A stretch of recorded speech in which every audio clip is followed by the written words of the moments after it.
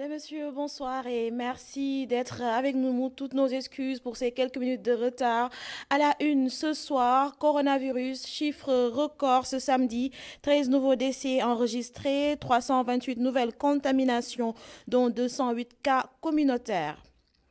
Dakar Demdik, le syndicat des travailleurs, embouche la même trompette que leur directeur général de la Société nationale. L'organisation décrit la gestion de Maître Moussa Diop. D'ailleurs, un mémorandum de 87 pages matérialise leurs accusations. La vente d'agrumes dans les artères de Dakar, ces commerçants se font remarquer sur la corniche ouest et ce soir, nous nous intéressons à l'un d'eux, originaire de Orkadiéré. Souleymane Diallo nous livre les secrets de cette activité. Dakar et Thiès sous cloche, voilà notre article de la semaine signé le quotidien Vox Populi. Voilà pour les titres, tout de suite le développement.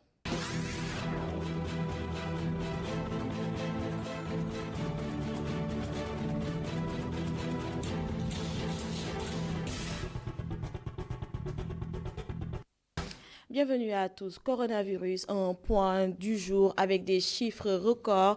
13 décès sont enregistrés, 328 nouvelles contaminations à la COVID-19 notées sur un total de 225 tests. Concernant les transmissions communautaires, on en dénombre 208 ce jour. 32 cas graves sont admis en réanimation et 112 patients sont déclarés guéris. Après la tempête, c'est le calme. Les 2 premières nuits du couvre-feu ont été tumultueuses à Dakar. Retour dans des quartiers qui ont vécu des affrontements entre forces de l'ordre et adolescents. Au quartier Arafat de Grand Yoff, tout est silencieux.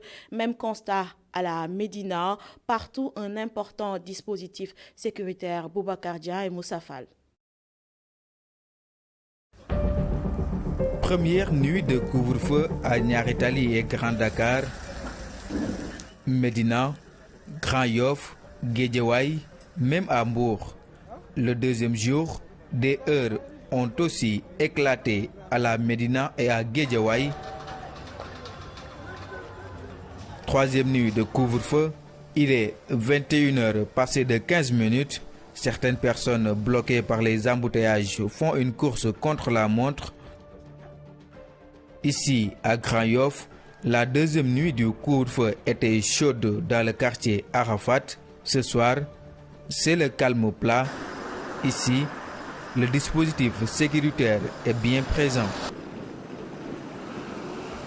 Après Grand Yoff, direction La Médina, quartier qui a connu des échauffourées la première et la deuxième nuit du couvre-feu.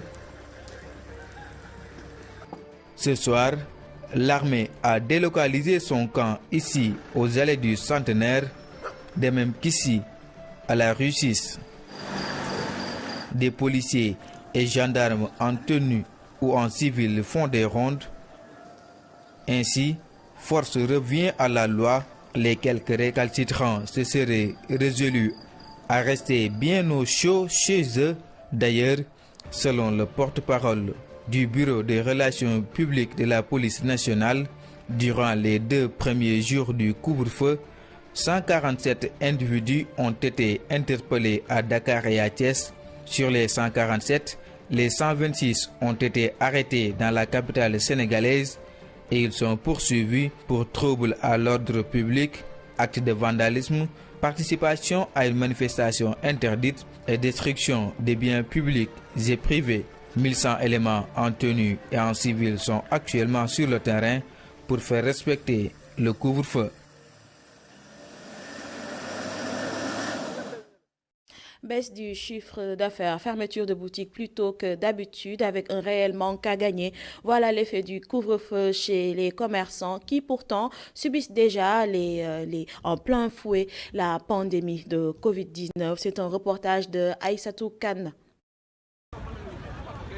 Pas moins de 2 498 347 Sénégalais sont concernés par un couvre-feu pour limiter la propagation de l'épidémie. Face à cette restriction, les commerces qui réalisent une bonne part de leur chiffre d'affaires entre 17h et 20h tentent de s'organiser pour continuer d'accueillir le public. Un des commerçants du marché Sandaga, bien que son horaire change, ouvre plutôt le matin pour rentrer à 18h sans encombre.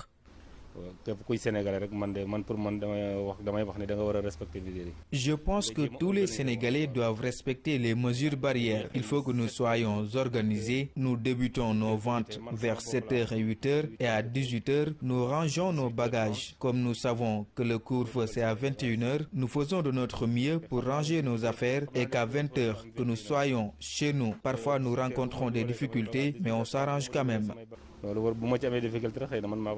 La tournure est autre pour certains. Ils sont obligés à 17h ou 18h de plier bagages, alors que c'est à 7h que les clients se pointent. 17h 18h normalement mooy heure jaay ñun dañuy jaay ay yére la ñuy jaay. Entre 17h et 18h, c'est en ce moment-là que nous rangeons nos marchandises. Le matin, quand nous finissons de vendre en gros, nous attendons les clients qui achètent en détail, alors que ces clients ne sont visibles que vers 17h et 18h. Cette clientèle est composée de ceux qui travaillent dans les bureaux et à ce rythme, nous ne ferons aucun bénéfice. Mais boo ñëwee di xëy si di daw di wàcc di daw loolu mënoo cee gagner dara. Pour les commerçants qui habitent la banlieue dakaroise, pour la descente, il va falloir faire une course contre la montre avant l'heure du couvre-feu. Affaire yi moom metti na torop sax buñ leen ko waxee ak buñ leen ko waxul yépp. Que je vous le dise ou non, c'est très compliqué. Nous rentrons dans la banlieue, nous arrivons presque vers midi ici à Sandaga, le temps de ranger nos marchandises et que les clients viennent, il fait 17h et c'est à cette heure-là que nous devons rentrer. Depuis le début du couvre-feu, nous ne vendons rien. Dans la journée, nous rentrons bredouilles. Vraiment, les banlieusards que nous sommes, nous souffrons beaucoup. Nous avons des difficultés dans les transports, nous courons derrière les véhicules et parfois, quand nous rentrons tard, les policiers ne nous comprennent pas. Ils nous considèrent comme des récalcitrants.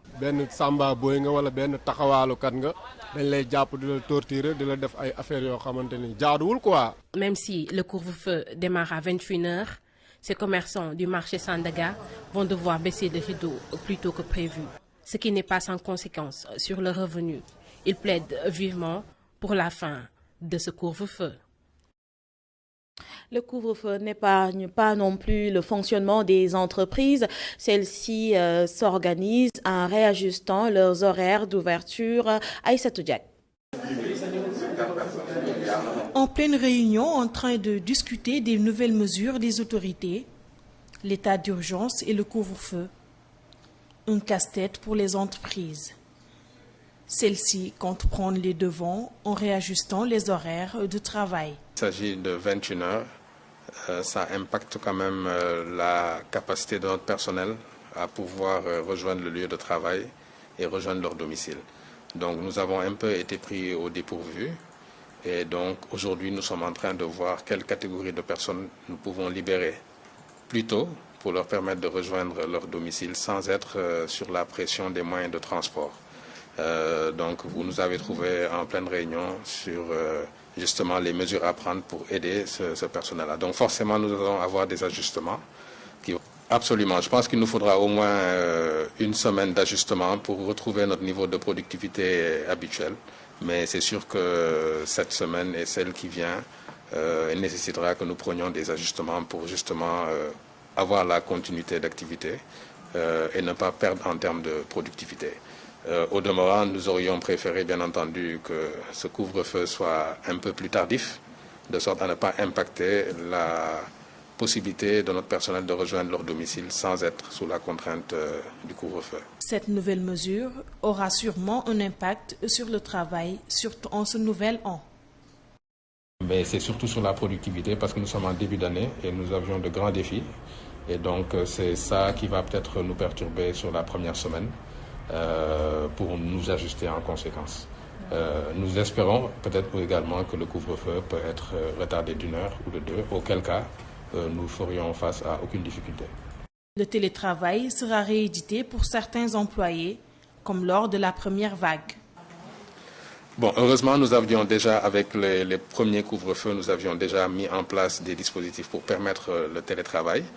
Bon, le télétravail n'a pas encore un cadre juridique bien défini, donc c'est toujours le consentement des parties, donc les personnes qui sont vraiment à l'aise pour pouvoir le faire. Donc à ce niveau-là, nous n'aurons peut-être pas beaucoup de problèmes d'adaptation. Mais c'est surtout sur la productivité parce que nous sommes en début d'année et nous avions de grands défis. Et donc c'est ça qui va peut-être nous perturber sur la première semaine pour nous ajuster en conséquence.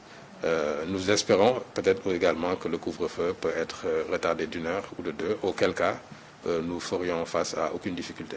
Pour permettre à leurs salariés d'avoir du temps libre en dehors du couvre-feu, cette entreprise n'hésite pas à bousculer ses horaires, même s'il y aura un impact sur le travail. Le télétravail sera à nouveau mis en place. Cette deuxième vague va sûrement conduire à une baisse des activités.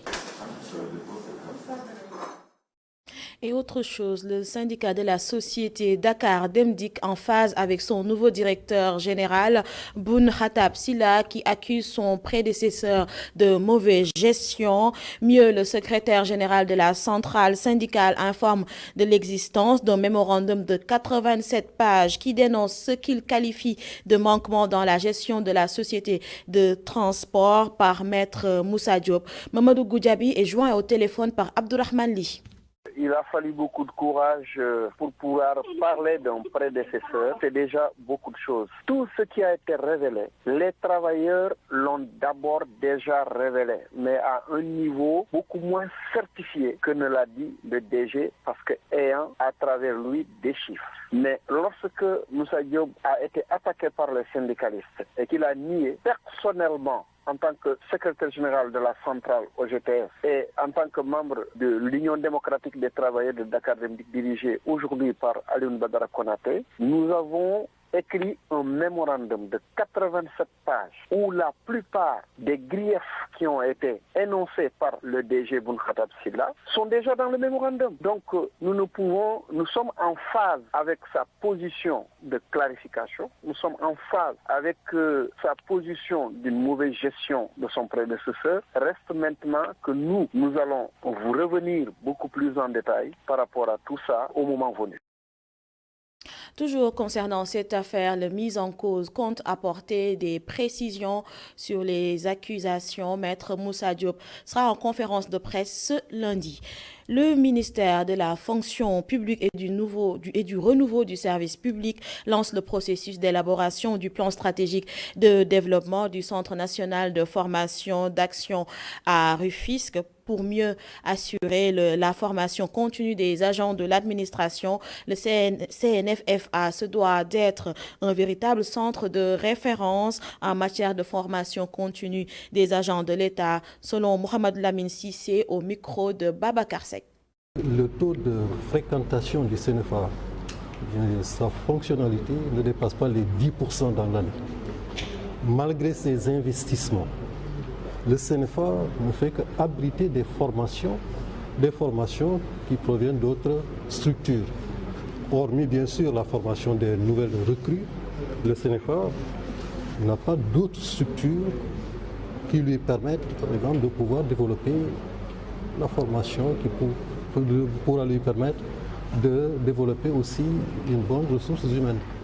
Alors, qu'est-ce qu'il faudra faire maintenant?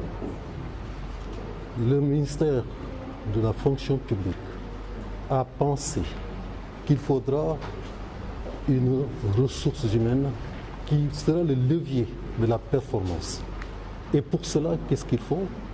Essayer de voir maintenant comment on peut redynamiser, comment on peut repositionner le CNFA pour qu'il soit un véritable centre de référence en matière de formation des agents de l'État.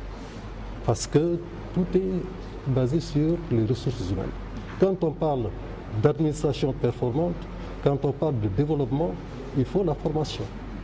Et pour cette formation, il faut des centres appropriés, des centres qui répondent vraiment au véritable nom du centre pour qu'on puisse en fait mener des choses à bon port. Et si vous passez souvent vers la Corniche Ouest, vous avez dû les croiser au moins une fois, les vendeurs d'agrumes qui sillonnent cette zone. Le portrait d'un d'entre eux nous est proposé ce soir par Abdourahman Li. Il s'agit de Souleymane Diallo. Il vient de Orkadiéré, dans la région de Matam, qu'il a quitté pour Dakar. Souleymane nous parle de ce travail de vendeur d'oranges qu'il avoue pénible. L'exode rural est plus qu'une réalité au Sénégal. Le cas de Souleymane Diallo en est une preuve vivante. Il vient de Matam, de Orkadiéré précisément, terre de ses origines où il tenait une gargote. En 2012, il abandonne tout pour venir à Dakar pour d'abord devenir marchand ambulant avant de s'installer ici, non loin de la Corniche Ouest, où il vend désormais des oranges. Je n'ai juste pas de boulot, raison pour laquelle je fais ce travail pour subvenir à mes besoins, mais au fond, ça ne va pas du tout. C'est un travail pénible, je le fais juste parce que je n'ai rien d'autre à faire. À défaut d'un emploi, il valse entre Diass et Dakar pour l'acquisition et la vente des fruits. Un travail pas de tout repos, oui, car il joue souvent au chat et à la souris avec les autorités communales. On nous interdit de vendre ici, alors que nous ne faisons rien de bien méchant. Nous n'avons nulle autre part où aller. À chaque fois que nous voyons des policiers, nous quittons les lieux. Résident de la banlieue de Dakar, à Pékin, Souleymane fait savoir que c'est vers 5 heures du matin qu'il se lève pour espérer subvenir à ses besoins grâce à son travail, un travail pénible. Oui, c'est pénible. Nous sommes constamment sous le chaud soleil. Même sans vous le dire, vous l'aurez facilement deviné. C'est dur comme boulot. Nous sommes ici de 5 heures du matin à 21 heures. 16 heures de temps dans la rue pour vendre ses fruits, pour ne rentrer qu'avec 3000 francs. Souleymane révèle. Parfois, nous achetons 30 kilos et au final, nous ne vendons que 2 ou 3 kilos. Les 3 kilos, c'est 3000 francs CFA. Et c'est avec ça que nous mangeons. Payons nos frais de déplacement, entre autres. Un jeune qui en veut, mais qui subit les inconvénients de l'exode rural. Comme ses pairs, il invite les autorités à leur prêter une oreille attentive. Incroyable mais vrai, une solution pour quitter le célibat existe. Il s'agit des agences matrimoniales, une nouveauté sous nos tropiques. De plus en plus de Sénégalais font recourir à ces structures pour trouver l'homme ou la femme idéale. Aimer, comment aimer? Faut-il payer pour trouver son amour? Découvrons l'univers de ces agences matrimoniales dans ce dossier signé Mame Seynabou Babou et Moussa Fall. C'est une entreprise de courtage qui sert à mettre en rapport des célibataires à la base qui veulent du sérieux, des divorcés et des veuves qui veulent du sérieux. Donc à la base, c'est ça. C'est des gens qui veulent vraiment une relation sérieuse qui va aboutir au mariage. L'agence est là pour du bien, pour que les gens qui n'ont pas le temps, parce qu'il y a certains qui sont dans leur bureau, qui n'ont pas le temps, du matin au soir, ils travaillent. Ils n'ont pas le temps de faire des rencontres. Donc ces gens-là, ils veulent vraiment faire des rencontres, ils ne savent pas comment. Donc l'agence est là pour leur faciliter la rencontre, la connaissance. Ami Diouf explique la procédure à suivre pour les candidats. Dans un premier temps, ils appellent déjà pour des informations, pour me demander s'il y a la confidentialité. Et puis voilà, je les mets à l'aise, franchement, je les explique comment ça se passe. Dans un premier temps, je prends les profils par téléphone. Maintenant, vu qu'il y a le Covid qui est là, je fais tout en ligne, via WhatsApp. Donc, je prends leur filiation, leur profil, leurs critères recherchés par téléphone. Et puis, une fois que c'est fait, ils m'envoient leurs photos sur mon WhatsApp. Maintenant, je me base sur ces critères pour voir... négocié par une autre tierce personne. Différentes des sites de rencontres, les agences matrimoniales offrent des services et des conseils pour l'harmonie des couples. Même si parfois, les rencontres peuvent se faire. Mame Seynabou Babou, merci. Note de sport, les supporters de Teungueth FC fêtent leur club, un entraînement ouvert au public après l'exploit de l'équipe TFC qualifiée en Ligue des Champions à l'issue du tirage des poules. L'entraîneur de l'équipe rufisquoise a réagi à la composition du groupe D avec l'Espérance de Tunis, le Zamalek et le MC d'Algérie. Babacar Seck.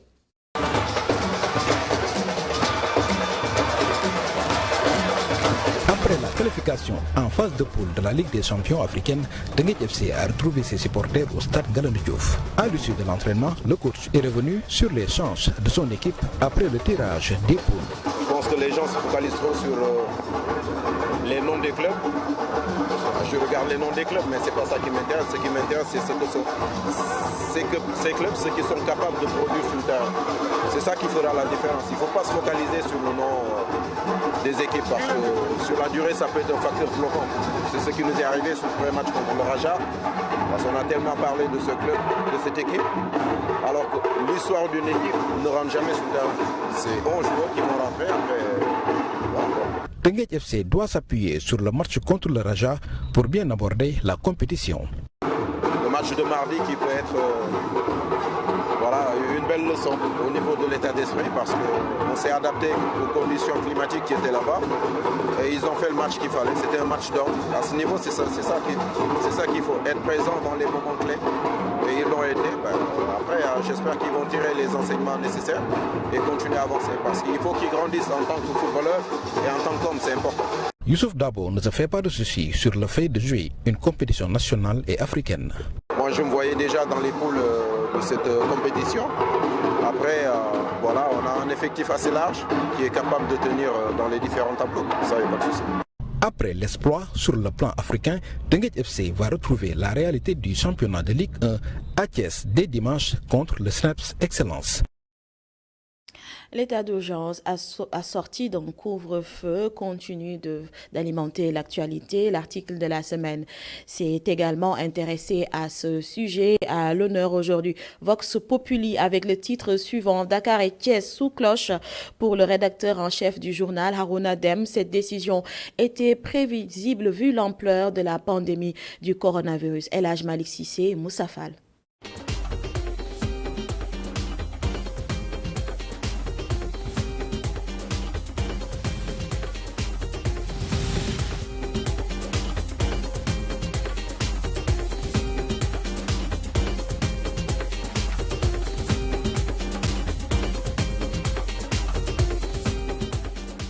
Dakar et Thiès sous cloche. Ce titre qui barre la une de Vox Populi en dit long sur l'état d'urgence assorti d'un couvre-feu partiel décrété par le président de la République.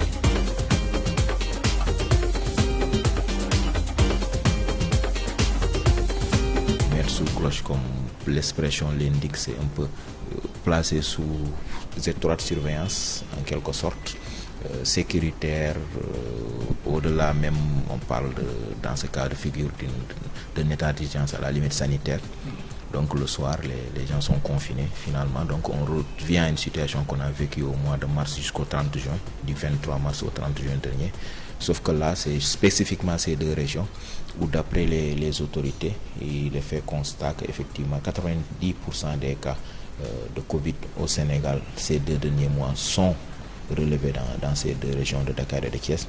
Et donc forcément, il y aura des restrictions qui vont impacter fortement justement sur les populations. Comme on dit dans la titraille, tout le monde va s'engouffrer dans la brèche couvre-feu, état d'urgence, et un peu pour changer, pour ne pas faire comme tout un chacun, chercher une expression qui accroche quelque chose qui puisse faire comprendre au lecteur qu'effectivement, c'est une situation d'exception qui se pose, et effectivement qu'il y aura des restrictions, mais en même temps en jouant un peu sur les mots pour accrocher, pour montrer au lecteur qu'il n'a pas besoin de chercher loin dès qu'il lit le titre pour qu'il puisse comprendre, parce que quand on met quelqu'un sous cloche, ça veut dire carrément on le place sous contrôle, il n'a plus sa liberté d'aller et de venir à sa guise, et donc quelque part on s'est inspiré un peu de cela pour pouvoir faire ce titre. Et ce reconfinement partiel vient au moment où 90% des cas recensés concernent Dakar et Thiès. Alors, de fortes mesures s'imposaient. On constate quand même que c'est une expression qui revient régulièrement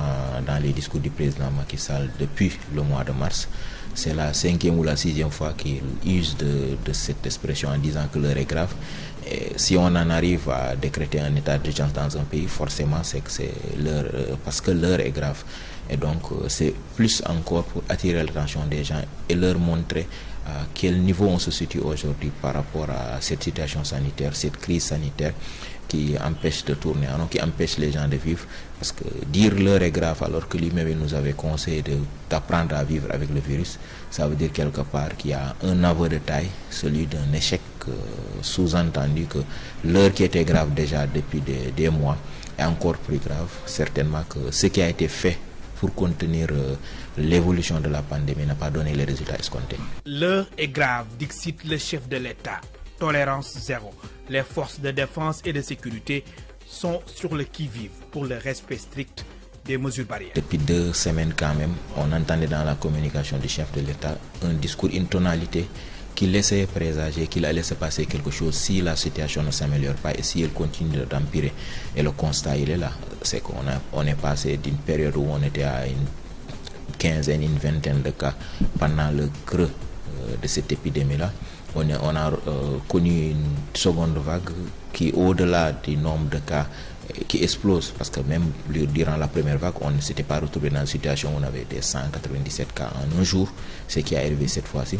Et le pire dans tout cela, c'est le nombre de décès extrêmement élevé avec cette seconde vague. Et la plupart des jeunes, parce que dans la première vague, les morts étaient plutôt des gens âgés de 65 ans et plus. Là, on constate qu'en réanimation, il y a beaucoup de jeunes. Donc, c'est pas surprenant, surtout qu'il y a 2 semaines, il y a une semaine, même dans son discours du 31 décembre 2020, le chef de l'État avait évoqué et sous-entendu qu'il y aurait des mesures au cas où la vague continuerait, qu'il vienne 4-5 jours après prendre des mesures radicales.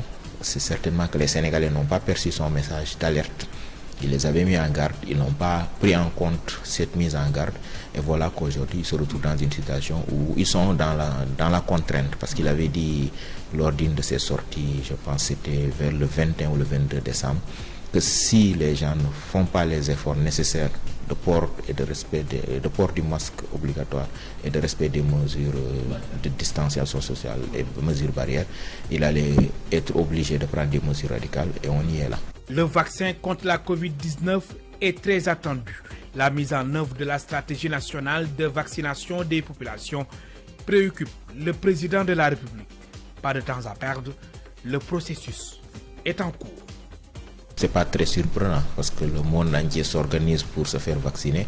Je pense qu'à ce niveau-là, quand même, il faudra une stratégie bien huilée, très bien articulée, surtout en matière de communication, parce qu'on sait que par nature, les Sénégalais sont très réticents envers les vaccins qui viennent de l'extérieur, comme on n'est pas pays fabricant de vaccins. Et avec le coronavirus, ça va être encore pire s'il n'y a pas une bonne communication. Donc, dans cette stratégie que demande le président de la République aux services étatiques compétents, certainement le ministère de la Santé et les autres, s'ils ne mettent pas en place un bon dispositif de communication pour bien informer, sensibiliser et expliquer réellement aux populations ce qui se passe. Et si eux-mêmes ne donnent pas l'exemple en se faisant vacciner, comme ça se fait ailleurs en public, peut-être que le message ne passera pas et beaucoup de Sénégalais seront réticents à se faire vacciner.